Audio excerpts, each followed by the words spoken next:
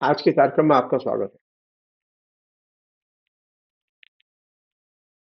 आज हम बातचीत करेंगे आरएसएस के बारे में, क्योंकि वो अभी पूरी मेनस्ट्रीम कल्चर का, जिससे कहें कि बहुत महत्वपूर्ण हिस्सा है, और मेनस्ट्रीम पॉलिटिक्स का भी वो महत्वपूर्ण हिस्सा है।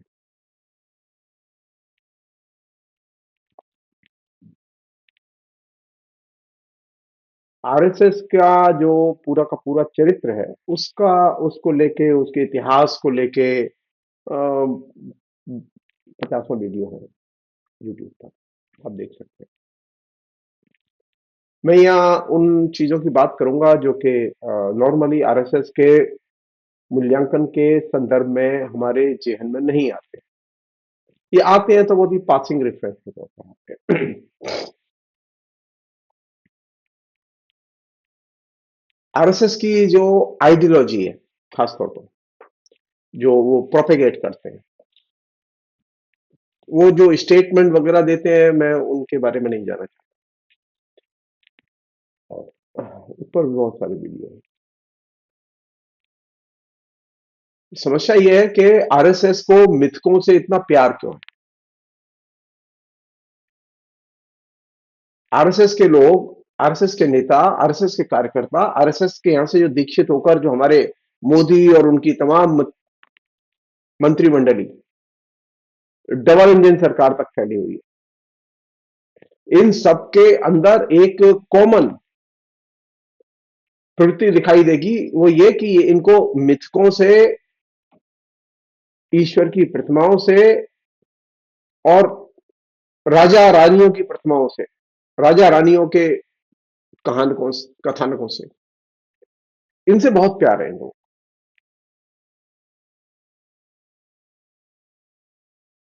और मिथकों के संसार में रहने का एक इनका लक्ष्य और कारण जो जिसे वो ये लोग बताते हैं, वो ये है कि इनका मानना यह है कि मिथकों के पास ही सभी राजनीतिक, आर्थिक, सामाजिक, सांस्कृतिक समस्याओं के समाधान है। राम एक मिथ है, मिथक है। कृष्ण एक मिथ है, भगवान भगवान नहीं है।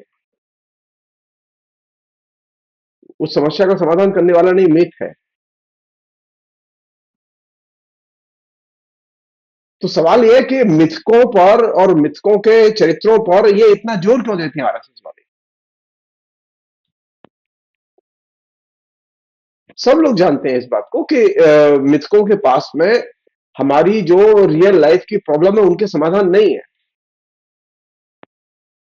ये सब जानते हुए भी आरएसएस, ऐसा नहीं कि आरएसएस के लोग नहीं जानते, ये भी इस बात को जानते हैं।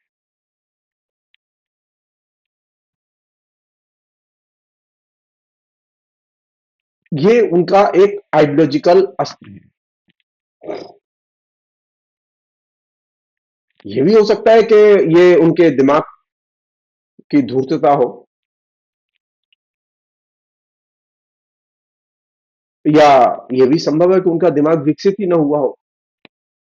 लेकिन इसमें कोई डिस्प्यूट नहीं है कि ये उनका एक तरह से मिथ की संसार, एक तरह से उनका आइडियोलॉजिकल संसार है।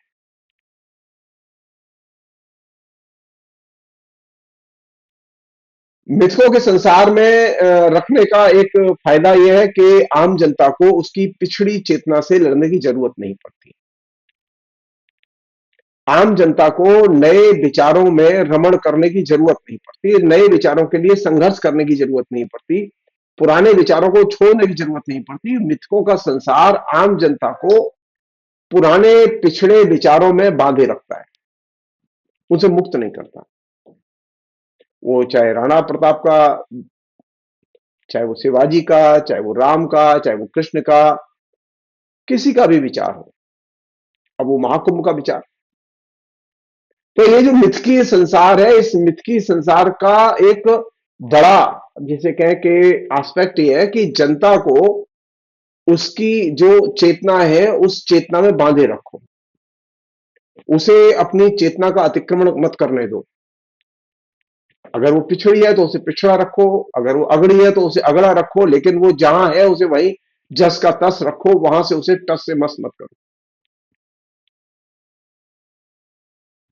और ये जो मिथकों का जो संसार है, इस मिथकों के संसार में सिर्फ आरएसएस के लोग ही मगन नहीं है, बल्कि उनके प्रभाव में एक बहुत बड़े पैमाने पर शिक्षित मध्य वर्ग भी है, और वो बीमारी अब गांव तक पहुंच गई।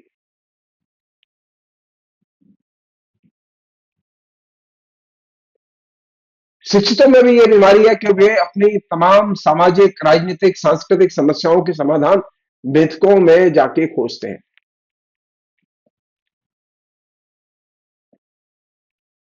मिथकों के संसार में रहने का एक दूसरा जो साइड इफेक्ट है,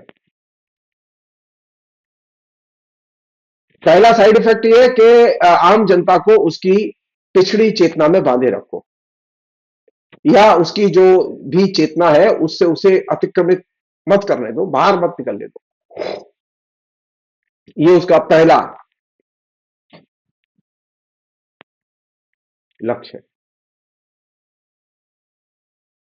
इस मिथकी मायावी संसार में बांधे रखने का दूसरा जो साइड इफेक्ट है और प्रभाव है, वो ये कि जो लोग मिथकी संसार में रहते हैं और मिथकी संसार में ही आनंद लेते हैं, उन लोगों की मुश्किल ये होती है कि वे यथार्थ की चेतना से वंचित होते हैं और यथार्थ को देख ही नहीं पाते, यथार्थ को देख के उसके कारक तत्वों को नहीं देख पाते। अगर यथार्थ देख रहे हैं तो फिर वो उनकी कारक तत्वों को जानने में रुचि नहीं होती।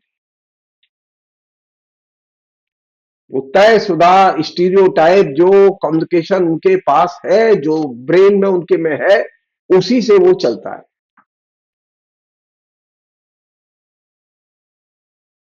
तो इससे क्या है कि आम लोगों की जो निजी चेतना है और सामाजिक चेतना, इन दोनों को कुंद करने में मदद मिलती है। और यही वजह है कि आरएसएस में जो काम करते हैं लोग, आरएसएस के जो फॉलोअर हैं लोग, वे यथार्थ और उसके कारक इनको देखने में असमर्थ होते हैं और इस पर बात ही नहीं करते, वो डरते हैं।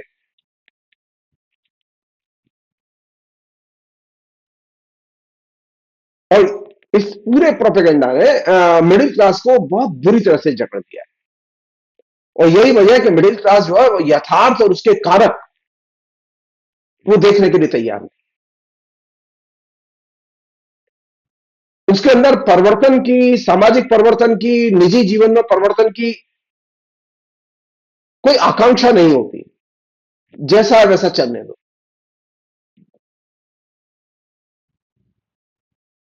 तो सामाजिक और निजी परिवर्तन की आकांक्षा का अभाव पैदा करने में ये मिथ की मायावी संसार बहुत महत्वपूर्ण भूमिका अदा करता है।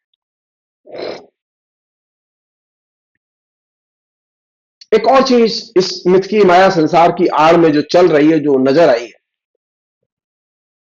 वो ये कि जो मध्य वर्ग के लोग आरएसएस के करीब आए हैं, या आरएसएस में जाते हैं, या उसकी शाखाओं में जाते हैं, या उसके हमदर्द की तरह काम करते हैं, या उसके व्हाट्सएप ग्रुपों में है, इनमें एक सेक्शन वह है जो कि अवसरवादी है और जो ये अच्छी तरह से जानता है कि आरएसएस के लोग झूठ बोल रहे हैं।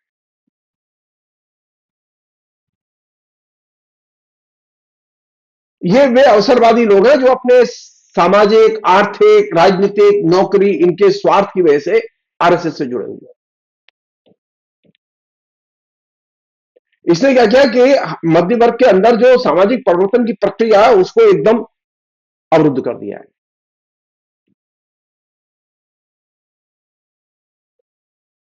इन अवसरवादी लोगों ने सिर्फ समाज में ही परिवर्तन की प्रक्रिया को बाधित नहीं किया, बल्कि आरएसएस में भी परिवर्तन की प्रक्रिया को बाधित कर दिया है। और यही वजह है कि आरएसएस में कोई मौलिक परिवर्तन की इच्छा पैदा ही नहीं होती।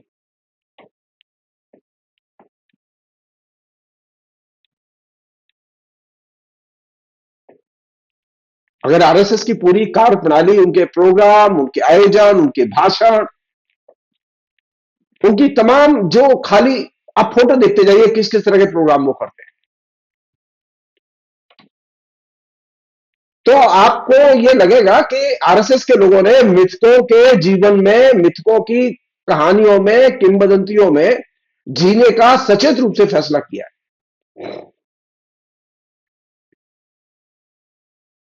वो मिथकों को ही विज्ञान मानते हैं,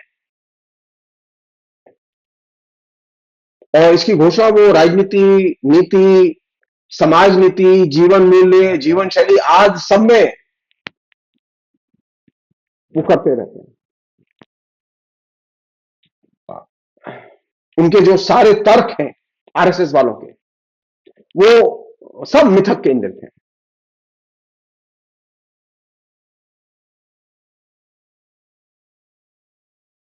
तो ये जो मिथक केंद्रित जो चेतना है आरएसएस की, उसका जो सबसे भयावह परिणाम जो के समाज में दिखाई दे रहा है, वो है जो उनके प्रभाव में आते हैं वो एकदम एलिनेशन में होते हैं, वो एकदम समाज से कटे होते हैं, वो समाज में जो रियल में चल रहा है उससे एकदम अनभिज्ञ होते हैं, उसे जानना ही नहीं चाहते। ये जो सामाजिक अलगाव पैदा करना, उसका एक बहुत ही भयानक परिणाम है।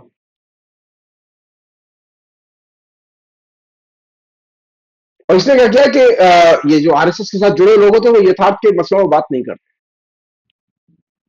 वे सामाजिक नीतियों पर, राजनीतिक नीतियों पर, इन पर बात नहीं करते। वे विकास की, समाज की जो प्रक्रियाएं हैं, उनकी जो जटिलताएं हैं, उनके जो अंतर्विरोध हैं, उन पर बात नहीं करते। वो भाषा, अतीत जीवी भाषा बोलते हैं और हमेशा अतीत में ही रमण करते हैं। मिथकीय भाषा बोलते हैं, मिथकों में ही रमण करते हैं। या हम ये कह सकते हैं पुराण कथाओं में उनको मजा आता है, पुराण कथाओं में रमण करते हैं। और यही वजह है कि इस पूरे क्राउड में जो आरएसएस के साथ है, जो आरएसएस के अंदर है, उस पूरे क्राउड में अविवेकवाद एकदम कूट कूट के भरा हुआ है। इसके कारण वे तो न तो अतीत को ठीक से देख पाते हैं और न वर्तमान को ठीक से देख पाते हैं। अतीत को भी ऐसा नहीं कि वो साइंटिफिकली देखते हो, नहीं,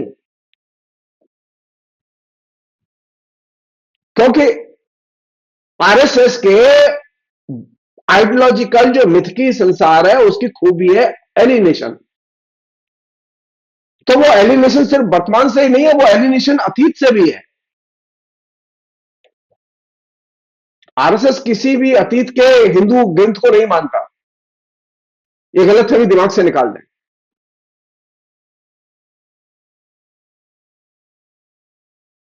वो संतों महंतों की जो पहले की परंपरा थी उसको नहीं मानता। अगर संतों महंतों की, भक्ति आंदोलन की, मध्यकाल की परंपरा को वे मानते तो यह कैसे संभव था कि आरएसएस के साथ में जो संत महंत जुड़े हुए हैं वो हेट कैंपेन करते हैं।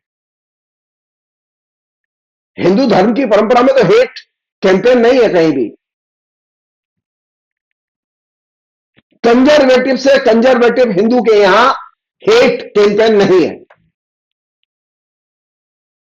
तो कहने का मतलब यह कि ये जो मिथकी संसार में जीने की जो पद्धति है, इसने एक बड़ी समस्या आरएसएस के अंदर, आरएसएस के बाहर खड़ी की है कि वो आरएसएस के विचारधारा, इस मिथकी चरित्रों के जो आख्यान है, जिनका कि अहरनिश पाठ चलता रहता है,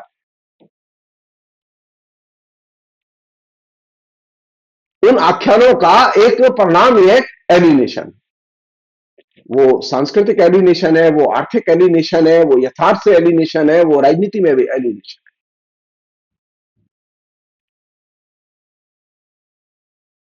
अच्छा, ये सोचने लायक बात नहीं है कि आरएसएस के लोग इतना मिथक केंद्रित दुनिया में क्यों रहते हैं?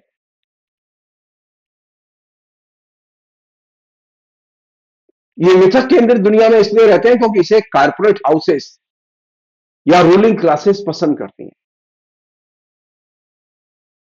क्योंकि रूलिंग क्लासेस के लिए ये सबसे अच्छा आइडियोलॉजिकल कवच है। खूब राम के लिए दान करो, फिर खूब लूट करो। अब आप सोचिए, मुकेश अंबानी ने बनारस की घाट बनवा दिए, तो अब मुकेश अंबानी कुछ भी करे वो तो परम पवित्र पुण्यात्मा हो गया। सारे करोड़पति, अरबपति जो है हिंदुस्तान के लिस्ट लगा के बुलाए गए, वो सब राम मंदिर के शिलान्यास के समय, मूर्ति प्रतिष्ठा के समय आ गए। तो इनके सारे खून माफ है, क्योंकि वो पुण्य मिल गया उन्हें, सारे पाप धुल गए उनके।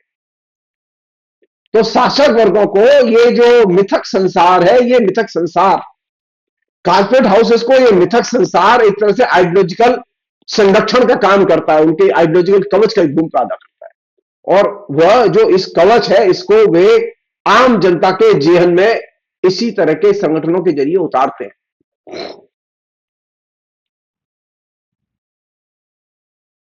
आप यहां से सोचिए कि सारी दुनिया में जो कॉर्पोरेट हाउसेज हैं, वो साइंस के लिए खर्च करते हैं, साइंस के लिए बिगुल बजाते हैं, वे टेक्नोलॉजी के लिए बिगुल बजाते हैं। और हिंदुस्तान में जो कॉर्पोरेट हाउसेज हैं, वो किसके लिए बिगुल बजाते हैं? वो मिथक के लिए बिगुल बजाते हैं, वो मंदिर के लिए बिगुल बजाते हैं, वो मंदिर के अंदर बैठे हुए भगवान के लिए बिगुल बजाते हैं, वो गंगा के लिए, जमुना के लिए, जो सबसे ज्यादा प्रदूषित हो चुकी है, उसके लिए बिगुल बजाते हैं। वो विज्ञान और तकनीकी कौशल और तकनीकी महारत, इसके लिए वो जय घोष नहीं करते, वो जय श्री राम करते हैं।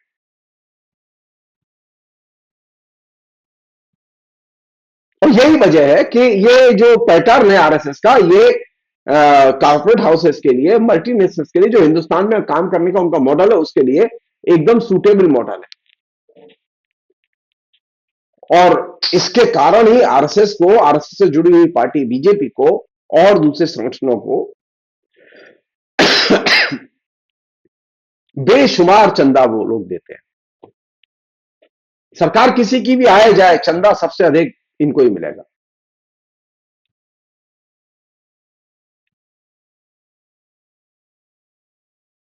एक और चीज है, ये जो मैंने आपसे कहा ना कि आरएसएस की आइडियोलॉजी में इनबिल्ट है एलिनेशन। आप आरएसएस के किसी भी नेता का बयान उठाइए, चाहे नरेंद्र मोदी का बयान उठाइए, और आप उसकी परीक्षा करके देख लीजिए बस खाली व्यवहार में। नरेंद्र मोदी से लेके मोहन भागवत तक, इंद्रेश जी से लेके फलाने जी तक, जितने भी आरएसएस के जी हैं, वे सब, उनके भाषण आप इंटरनेट पर जाकर देखिए, वहां एक साफ चीज नजर आएगी कि जो राजनीतिक यथार्थ है, रियलिटी है, और जो उनका वक्तव्य है, उसके बीच में बहुत बड़ी फांक है। वो मैच ही नहीं करता। नरेंद्र मोदी कह रहे डेवलपमेंट हो रहा है और देश में जो है वो भयानक बेरोजगारी है। आरएसएस के सरसंघ चालक कह रहे डेवलपमेंट हो रहा है और देश में करोड़ों लोग बेरोजगार हैं, कोई रोजगार नहीं है। तो उनका जो बयान है और जो राजनीतिक यथार्थ है, आर्थिक यथार्थ है, सामाजिक यथार्थ है, इसके बीच में कोई सामंजस्य नजर नहीं आएगा। और ये जो गैप है, ये गैप उसी एलिनेशन की वजह से है। वे समाज के बारे में जो बोलते हैं, उसे आप मिला के देख लीजिए समाज से, वहां आपको समाज के साथ में उनके वक्तव्य का कोई सामंजस्य नजर नहीं आएगा। वे जब संस्कृति के बारे में बोलते हैं, तो देखिए संस्कृति को उठा के, तो वहां संस्कृति के साथ में उनके संस्कृति पर दिए गए बयान का कोई सामंजस्य नजर नहीं आएगा। उसी तरह विज्ञान के बारे में जो उनका महान ज्ञान है, उस पर दिए गए बयान देखिए और वास्तविकता देखिए, तो कोई आपको सामंजस्य नजर नहीं आएगा।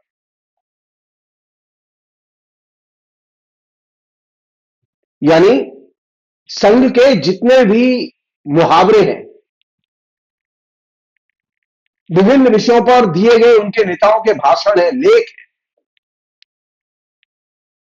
आचरण है, उसकी धुरी है यथार्थ से अलगाव और मिथक केंद्रीय नजरिया।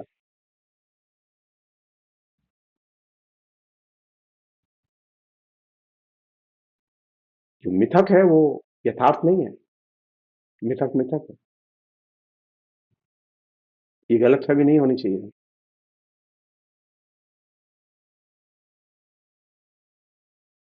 इसलिए हम अपनी तरफ से पहली जो चीज आपसे शेयर करना चाहते हैं, वो ये कि ये जो मिथकीय संसार है,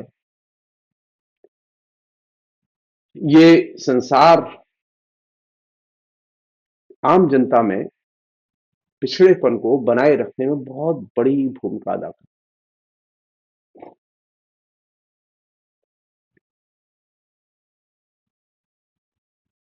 एक अन्य चीज वो ये कि मिथकी संसार में जब आप रहने लगते हैं, मिथकी संसार की चीजों में उलझ जाते हैं, तो आपको, जैसे मैंने कहा कि आपको यथार्थ समझ में नहीं आएगा, आपको एक्सप्लॉइटेशन समझ में नहीं आएगा, आपको जो अपराधीकरण हो रहा है समाज का वो समझ में नहीं आएगा, वो दिखाई नहीं देगा। आपको जो सामाजिक आर्थिक असमानता पैदा हुई है समाज में वो दिखाई नहीं देगी। लोकतंत्र पर जो आए दिन हमले हो रहे हैं वो दिखाई नहीं देंगे। और यही वजह है कि ये सारे विषय आरएसएस के नेताओं के भाषणों से गायब है। ये सारे विषय नरेंद्र मोदी से लेके अमित शाह से लेके मोहन भागवत तक सबके भाषणों में गायब है। क्यों? क्योंकि मिथकीय संसार का ये साइड इफेक्ट है।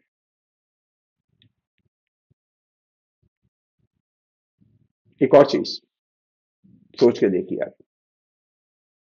आप क्या अतीत में लौट सकते हैं? नहीं। तो ये बार बार अतीत की बातें, अतीत की कहानियां, अतीत के नायक, अतीत के देवता, इनके आख्यान ये बार बार क्यों प्रचारित किए जा रहे हैं? और इससे भी बड़ा प्रश्न ये है कि अतीत के जो ये जो सो कॉल्ड आख्यान और नायक हैं और मिथक हैं और देवता हैं, ये सब क्या प्रामाणिक हैं?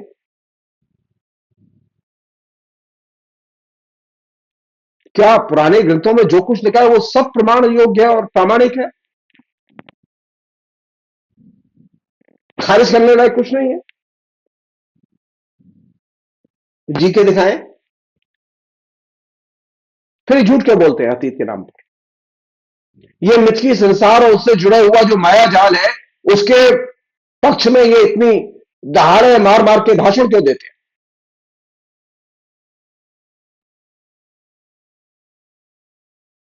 हकीकत यह है कि ये जो काल्पनिक और वायवी जो मिथकी संसार है, जिसको कि वो बार बार उत्पादित और पुनरुत्पादित, प्रचारित और पुनः प्रचारित करते रहते हैं,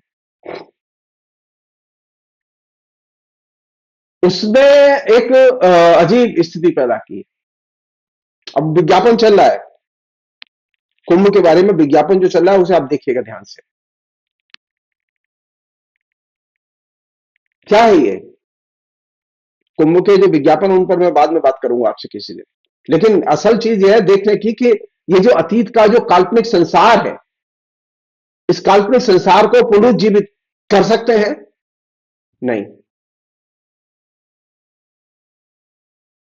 क्या इस अतीत के काल्पनिक संसार के जरिए आप किसी भी एक समस्या का समाधान कर सकते हैं?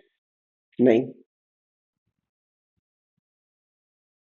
क्या अतीत के जो सो कॉल्ड स्वर्ण युग है उसे वापस ला सकते हैं? नहीं। पहले तो कोई स्वर्ण युग जैसी कोई चीज थी नहीं हिंदुओं की। भारत में भी कभी कोई स्वर्ण युग नहीं था। तो जो अतीत को वापस ही नहीं ला सकते, तो फिर अतीत के नायकों का और अतीत के मिथकों का इतना गुणगान क्यों?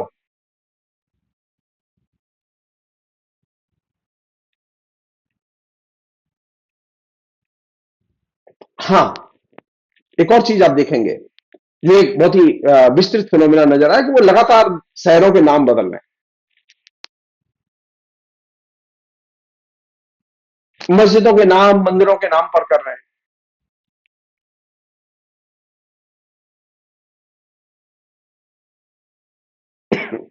हर देवता का, राम जी का जन्म स्थान खोज लिया, कृष्ण जी का जन्म स्थान खोज लिया, देवताओं के जन्म स्थान, हम तो चाहते हैं 33 करोड़ देवताओं के जन्म स्थान खोज लेंगे,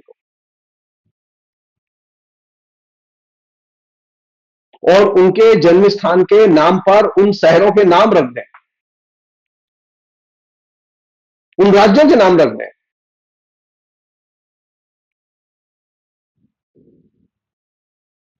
और अतीत अगर इतना ही महान है और इतना अच्छा है, तो सीधे कहो हमें ये आधुनिक सिस्टम, अदालतें, संसद, न्याय पालिका, दंड संहिता, ये सब नहीं चाहिए।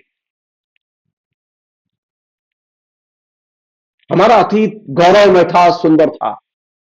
अतीत की ओर लौटो। और लोगों से कहो कि अब स्मृतियों के अनुसार उनका जीवन संचालित होगा। देखते हैं हम कितनी शक्ति है अतीत में जीने की आरएसएस के लोगों की।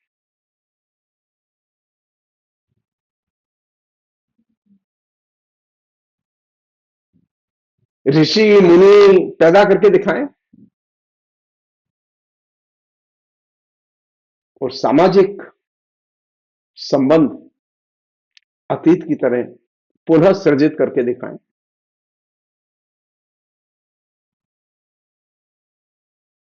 आरएसएस के लोग कर नहीं पाएंगे। कर दिखाएं तो हम बहुत खुश होंगे। एक आरएसएस के लोगों की एक बहुत ही विलक्षण मूर्खता बता रहा हूं मैं आपको।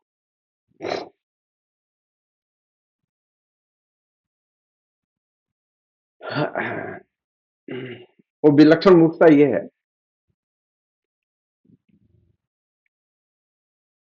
कि वे बड़े पैमाने पर, आपने देखा होगा कि वो आयुर्वेद का प्रचार बहुत करते हैं।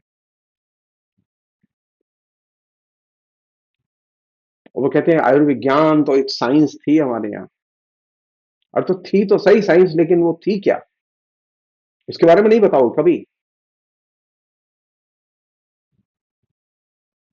जो प्राचीन आयुर्विज्ञान के प्रणेता थे, आरएसएस के लोग कान खोलकर सुने इस बात को। उनका वैदिक परंपरा, सो कॉल्ड हिंदू परंपरा, शास्त्रों के द्वारा, हिंदू शास्त्रों के द्वारा निर्मित परंपरा, धर्म निष्ठा, इन सब में कोई विश्वास नहीं था।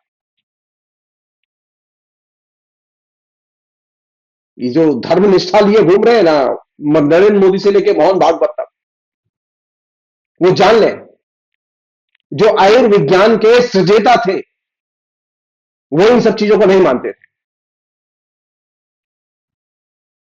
अब पिछले कई साल से तो अब इस बार भी विज्ञान कांग्रेस तो नहीं हुई।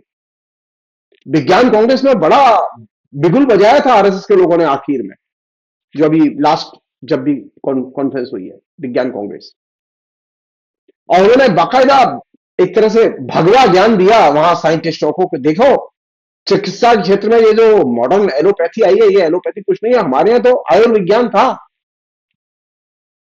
जाहिर है कि आयुर्विज्ञान तो था, लेकिन आयुर्विज्ञान किसके खिलाफ था? आयुर्विज्ञान के प्रणेता किन के खिलाफ थे? कौन सी चीजें वो नहीं मानते थे?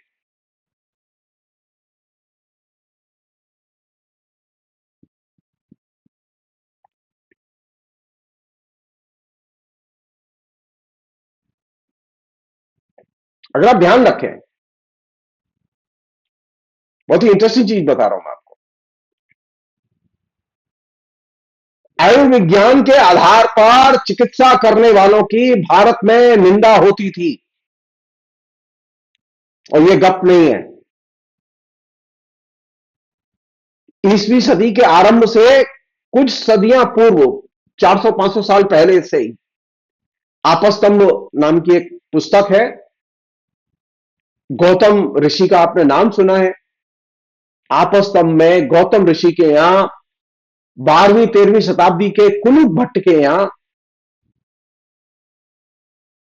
जो कि मनुस्मृति के सबसे बड़े टीकाकार हैं, आयुर्विज्ञान और शल्य चिकित्सक जो उस जमाने में होते थे उनकी कस के खबर ली गई है, उनकी कस के निंदा की गई है। उन पर वे जम के हमला करते हैं, कुलुक भट्ट, आपस्तंभ नामक पुस्तक, गौतम और दूसरे लोग।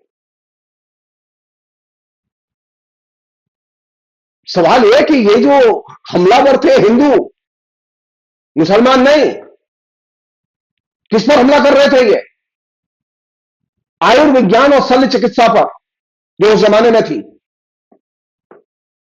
तो आरएसएस के लोग इन हमलावरों के नाम को क्यों छुपाते हैं? इस तथ्य को क्यों छुपाते हैं कि आयुर्विज्ञान पर हमला करते थे तमाम हिंदू धर्म के प्रणेता? और ये जो आयुर्विज्ञान के मानने वाले लोग थे, इनकी खूबी क्या थी?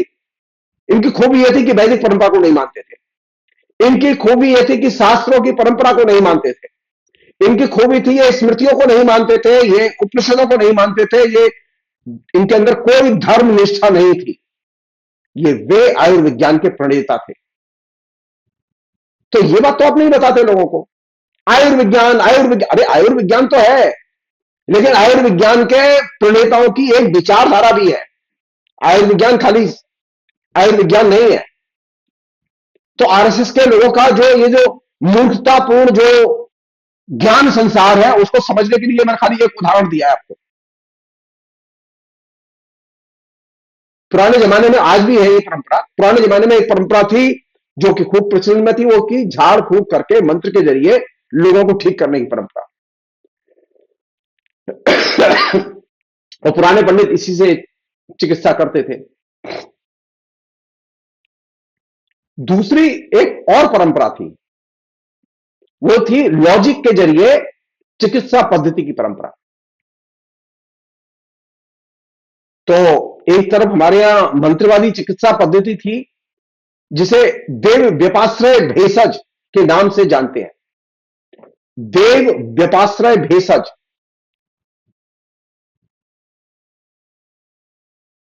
और दूसरी जो परंपरा थी, वो थी तर्कवादी चिकित्सा पद्धति की, जिसको कि युक्ति व्यपाश्रय भेषज के नाम से जानते हैं।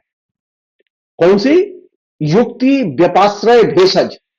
ये दो पद्धतियां प्रचलन में थी, इनके दोनों के बीच में गहरे अंतर विरोध थे, आज भी अंतर विरोध है।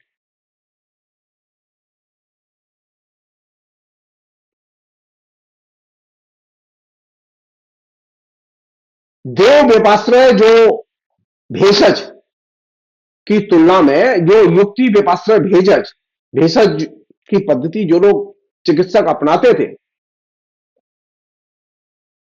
वे बहुत सारे जो झाड़ फूक के तंत्र मंत्र चलते हैं, उनको वो नहीं मानते थे। वो धार्मिक अनुष्ठानों को नहीं मानते थे, वो धर्म को नहीं मानते थे। इन सबका उन्होंने त्याग किया, क्योंकि युक्ति व्यपाश्रय भेषज के लिए यह त्याग बेहद जरूरी था, क्योंकि ये सब इन झाड़ फूक करने वाले चिकित्सकों के साथ जुड़ी हुई थी चीजें।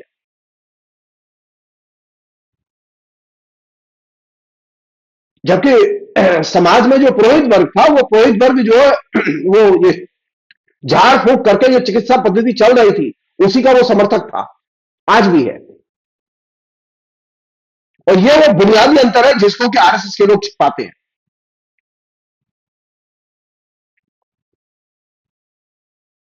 यही वजह है कि जो व्यक्ति जो युक्ति व्यपाश्रय भेषज यानी तर्कवादी जो चिकित्सा पद्धति थी आयुर्विज्ञान की, उसके चिकित्सकों, उसकी शल्य क्रिया करने वालों की खूब पेट भर भर के निंदा पुरोहितों ने और उनके धर्मावलंबियों ने की है।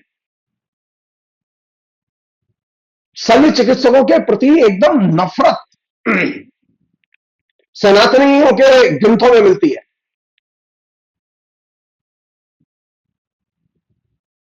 अब आप सोचिए कि आयुर्विज्ञान की आड़ में आपसे कितना बड़ा सच छिपाया जा रहा है। सवाल यह है कि आयुर्विज्ञान अगर हिंदू परंपरा में आता है, तो ये मंत्रवादी हिंदुओं ने इनकी निंदा क्यों की? असल बात यह है कि ये जो तर्कवादी जो चिकित्सा पद्धति वाले लोग थे, आयुर्विज्ञान वाले, युक्ति व्यपाश्रय भेषज की जो पद्धति, जो कि आयुर्विज्ञान की धुरी है, ये लोग मंत्रवादी व्यवस्थाओं से एकदम अलग थे, उनको मानते ही नहीं थे।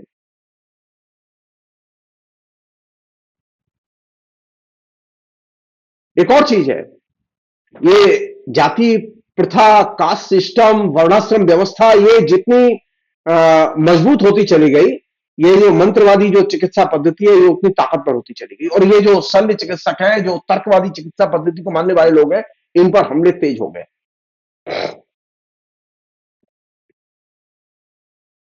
और यही वजह है कि आयुर्विज्ञान नष्ट हो गया। तो हिंदुस्तान की जो मंत्रवादी मिथ की संसार से जुड़ी हुई जो परंपरा है, सो कॉल्ड हिंदू परंपरा, उसका आयुर्विज्ञान को नष्ट करने में बहुत बड़ा योगदान है।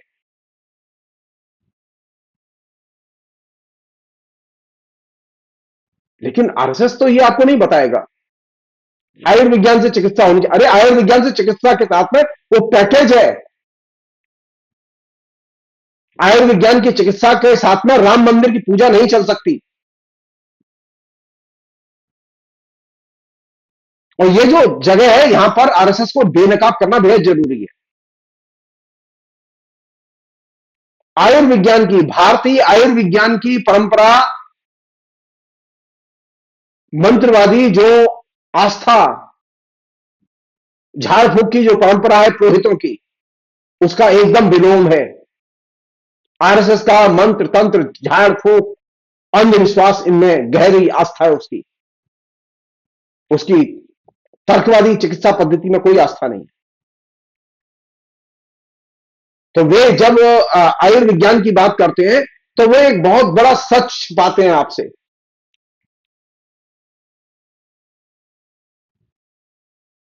क्यों? क्योंकि जैसा कि मैंने आपसे कहा कि आरएसएस के जो मिथ की संसार है जिसमें वो डूबे रहते हैं, उसके कारण वे अपने अतीत को भी ठीक से नहीं देख पाते, वर्तमान को भी देख नहीं पाते।